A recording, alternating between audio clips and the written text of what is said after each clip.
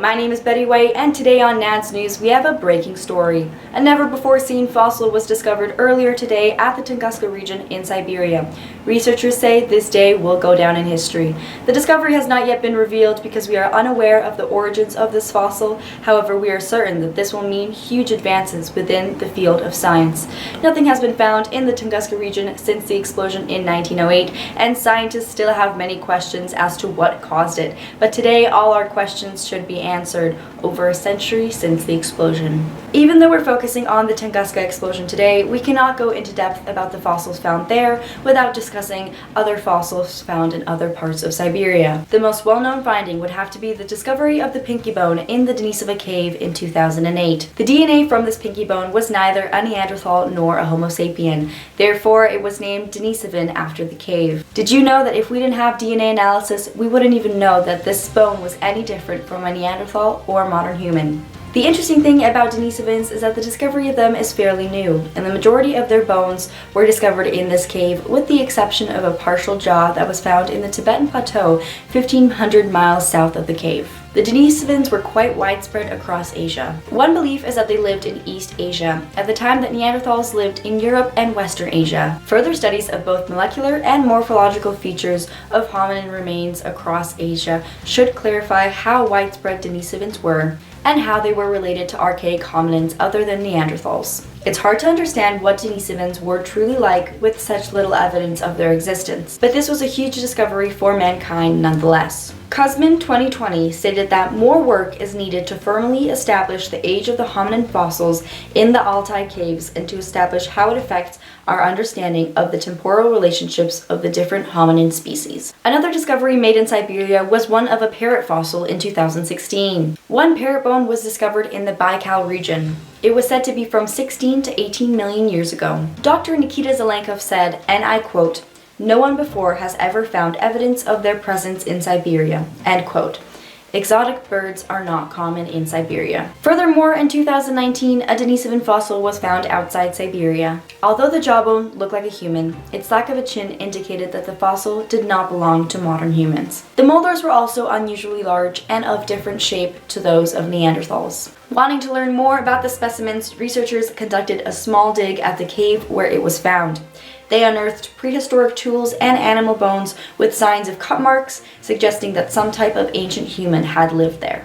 Dating of a carbonate crust attached to the mandible revealed that this specimen was at least 160,000 years old, likely making it the oldest known hominin fossil from the Tibetan Plateau. Ectoparasites of bats were also found in Siberia. The bat fly Basilia mongolensis Theodore 1966 was recorded for the first time in the territory of Russia. Lastly, in August of this year, remains of a 10,000-year-old woolly mammoth were pulled from a lake. Around 90% of the animal was found from 2 expeditions. It was believed to be a male around 15 to 20 years old, about 10 feet, which is 3 meters tall. The lower spine was still connected by tendons and skin, but the remaining bones were all jumbled up. Now, just in case you haven't heard about the Tunguska explosion, here is all you need to know. This was a massive eruption in 1908 in Siberia. The reason it is so widely discussed is because the cause of the explosion is still under question. Many theories were tossed around, but there is not a lot of evidence to support them. Scientists concluded that it could not have been a meteorite due to no crater found, and in addition, the meteorologist Leonid Koenig drained the lakes and found tree roots still alive at the bottom. If it were to be a meteorite, the tree roots would be dead.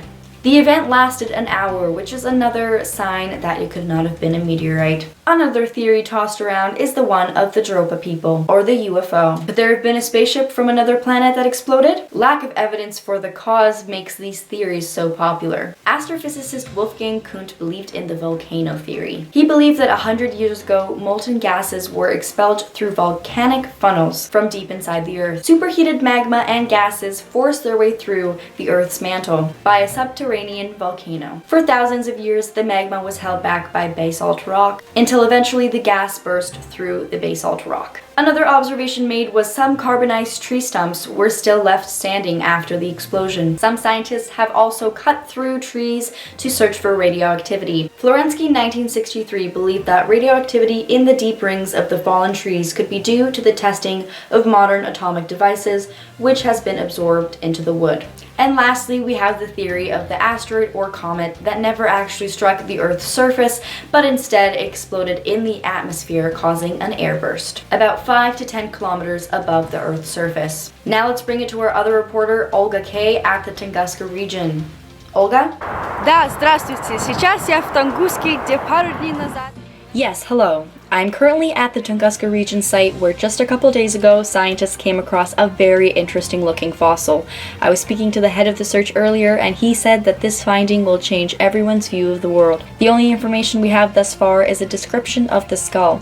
As I was talking to the leader of the search, he said this definitely does not look like a regular Homo sapien, Neanderthal, or Denisovan skull.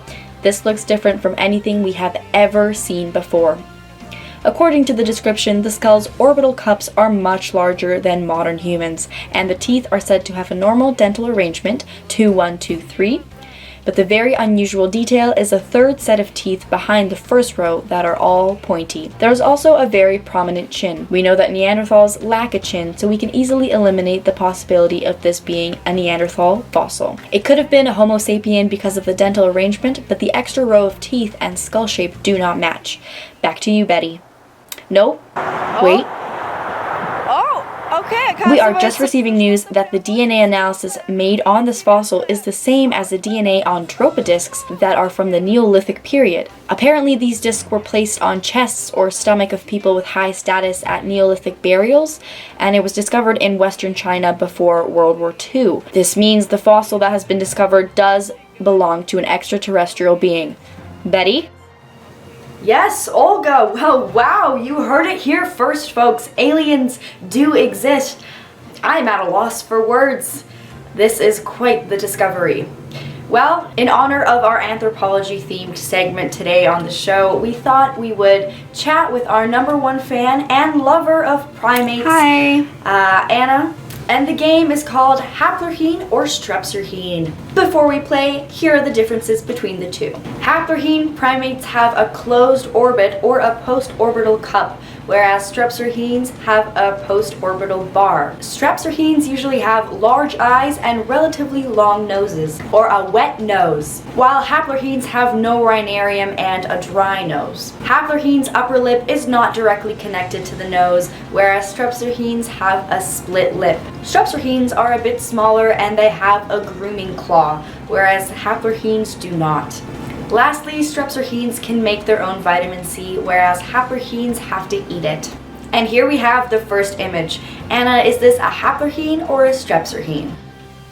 Ooh, that's a lemur, and that's a Strepsirrhene because it has a long nose and a split lip. Correct!